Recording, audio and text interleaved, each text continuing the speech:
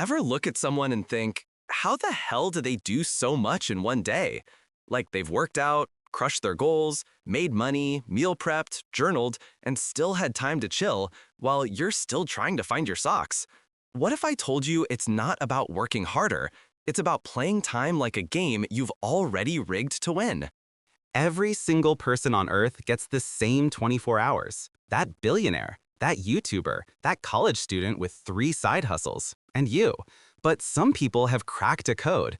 They've found a way to make those 24 hours like time literally bends for them. And the craziest part, they're not smarter. They just run better systems. In this video, I'm going to break down exactly how to structure your day so that by 2 p.m., you've achieved more than most people do all week. And when people ask how, you can just smile and say, I don't manage time. I master it. Let's be honest, most of us don't have a time problem. We have an attention problem. It's like trying to fill a bucket that has holes. Your focus keeps leaking out. Notifications, random thoughts, distractions, that one text from someone you don't even like. We live in a world that's hijacking your brain 24/7. So before we talk about systems, we need to fix this. You can't win the 24-hour game if you're fighting a war for your own focus. Here's the truth. People who seem superhuman aren't more disciplined. They've just made it harder to fail. Every morning, your brain wakes up with unlimited to-do lists and zero clarity. But here's the twist. Your brain doesn't want to do everything. It wants to win. So pick 3 things, only 3, that would make today a win even if nothing else got done. Don't confuse movement with progress. Cleaning your inbox isn't winning. Scrolling through work messages isn't winning. Winning is doing the 3 tasks that actually move your life forward, the ones that make tomorrow easier. If you're writing a book, one of those tasks might be finishing a chapter. If you're building a business, it might be closing one client. If you're a student, it might be completing one study session without touching your phone. Write them down the night before. That way, when you wake up, your day already knows where it's going. By noon, you're not reacting, you're executing. The hardest part of any task? Starting. So when your brain says, ugh, I don't feel like it, ask yourself this. If I only had 10 minutes, what's the smallest version of this I could start?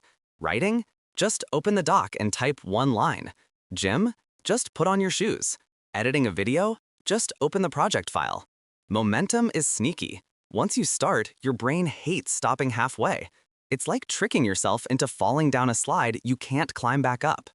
Here's the biggest unfair advantage of high achievers. They guard their mornings like it's a national secret. Those first few hours after you wake up, that's premium brain time. No one's calling you, your willpower tank is full, and your mind is sharp. So use it for your most important work, not email, not social media, not errands. If you waste your golden window on junk tasks, you're basically using a Ferrari to deliver pizza. Block off 3 hours. No phone, no notifications, no conversations. Just one thing.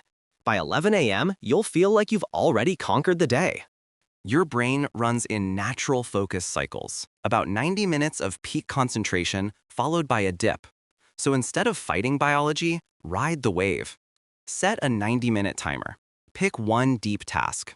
Work like you're the last human on Earth. When the timer hits, stop, even if you're mid-sentence. Take a 20-minute break, stretch, go outside, drink water. Then start your next 90-minute round. 3 of these blocks equals 4.5 hours of deep work. And here's the wild part. That's more focused work than most people get in 3 days. You know what the most productive people in the world do between tasks? Nothing. Literally nothing. No scrolling, no reading, no checking messages. They sit, they breathe, they walk. Your brain needs silence the same way your muscles need rest between sets. If you go from one task straight into another, you're not being productive, you're being anxious. Try this, 5 minutes of total stillness between your 90-minute blocks. Let your mind reset. You'll come back sharper every time. Your environment either helps you win or makes you lose. There's no middle ground. Look around your workspace right now. Does it make you want to focus or nap? Clear your desk. One task, one setup. Put your phone away, not face down, not on silent, out of sight. Turn your space into a focus zone. Noise-canceling headphones, water nearby, a cool room, and natural light if possible. When your environment screams work, your brain stops negotiating. It just performs. Not all hours are created equal. Your energy naturally rises and falls through the day, so stop forcing yourself to do deep work when your brain's running on fumes. Here's a simple map. Peak hours, 2 to 4 hours after waking, that's when you tackle your biggest tasks. Dip hours, early afternoon, handle routine or creative work here. Recovery hours, evening, plan, review, or learn. Work with your rhythm, not against it. If you time your day around your energy instead of the clock, it'll feel like you're doubling your hours. Let's face it, your phone is the biggest time thief alive. The average person spends 4 hours a day on it. That's 1,460 hours a year, which means over a lifetime, you'll lose about 11 years just scrolling. Here's how you take that time back. Turn off Raise to Wake. If you want your phone, you have to reach for it. Set app timers for distractions like Instagram or TikTok. Put your phone on Do Not Disturb during focus blocks. Go grayscale. No colors, no dopamine. You'll be shocked how boring your phone becomes. And boring is good. Boring means you're free. Parkinson's law says, work expands to fill the time you give it. Give yourself a week for a project, it'll take a week. Give yourself 3 hours, somehow you'll finish in 3. So here's the trick. Cut your deadlines in half. You think a task will take 4 hours? Give it 2. You'll work faster, think clearly, and stop obsessing over perfection. Because done will always beat perfect. Here's the truth nobody tells you. Your schedule isn't destroyed by other people. It's destroyed by your inability to say no. You don't need to be rude. You just need to be clear.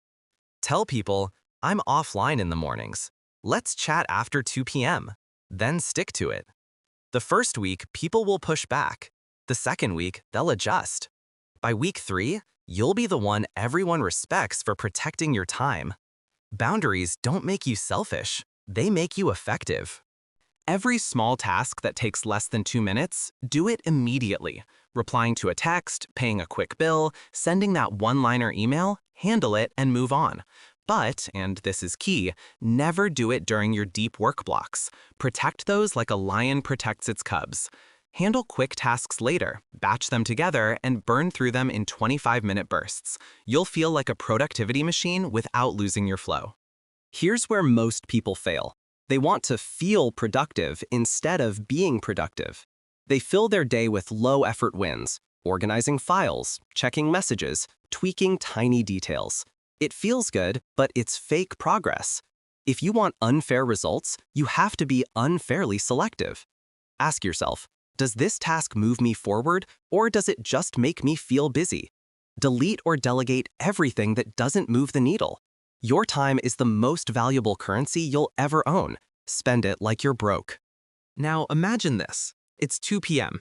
You've completed your 3 biggest goals. Your phone hasn't stolen your focus. Your brain feels sharp, not fried.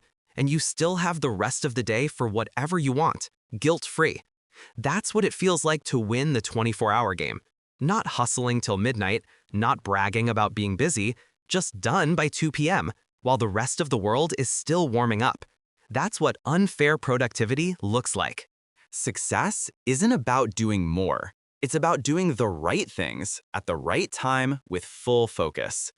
If you can master that, time stops being your enemy and starts being your weapon. You'll look back at your days and realize you didn't need 25 hours. You just needed 24 used wisely. If you want to keep this momentum going, click the next video. It's going to show you how to build a daily system that guarantees progress, even on your worst days.